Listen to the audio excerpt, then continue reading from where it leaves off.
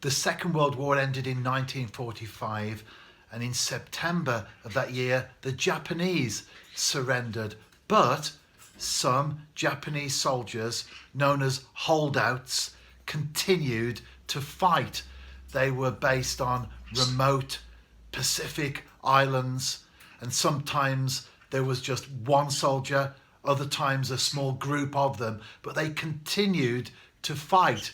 This went on not only through the 40s, the 50s, the 60s, but actually into the 70s. And I remember as a teenager, the last soldier that surrendered, in fact there were two in the same year, 1974. One was a Japanese born soldier, and then later a separate situation.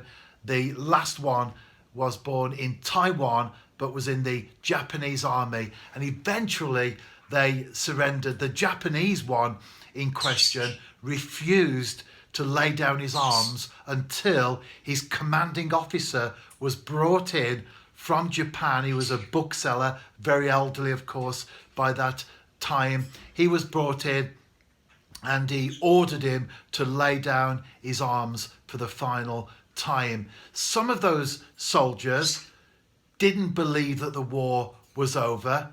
Others refused to accept it. And I think on Brexit Day, if we could call it that, we need to be careful in our lives that we don't hang on to a lost cause. I've seen on social media today, Facebook and Twitter, lots of people refusing to accept that the United Kingdom of Great Britain and Northern Ireland, to give it the full title, is leaving the European Union. They refuse. They say they will never accept it. They will call themselves European citizens. They will still be part of the European Union. But the fact remains that at 11 p.m. this evening, the United Kingdom of Great Britain and Northern Ireland formally leaves the European Union. And later this year, we will have wrapped it all up and have left completely. We have to accept that sometimes in life, things don't go our way. The Japanese soldiers in question refused to believe that they'd lost. They refused to accept that they hadn't won the war, and they kept going. The last two in question, 30 years almost, they kept fighting away in their remote jungle hideouts. But the war was finished. It had ended in 1945, and the vast majority of people accepted that and then got on with their lives.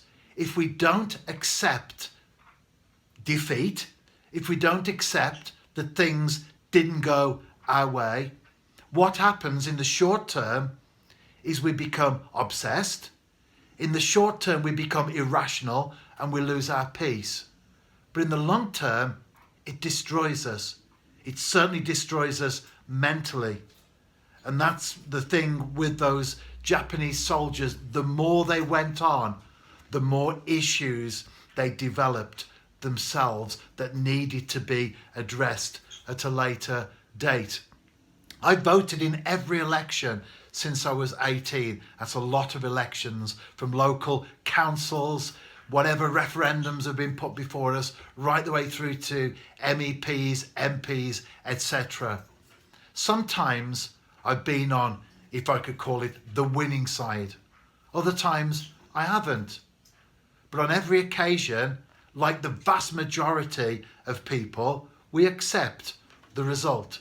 We accept democracy. But above all, we get on with our lives. It's not just Brexit Day. Lots of other things as well. It's a principle that applies across the board. We have to let things go. When something doesn't work out like we wanted it to, we have to draw a line under it, deal with it, draw a line under it, and then let it go. Could be a relationship.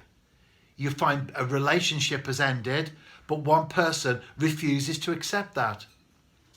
What happens? They become stalkers. They become obsessive. It creates all sorts of issues in the long term for that person and others around them.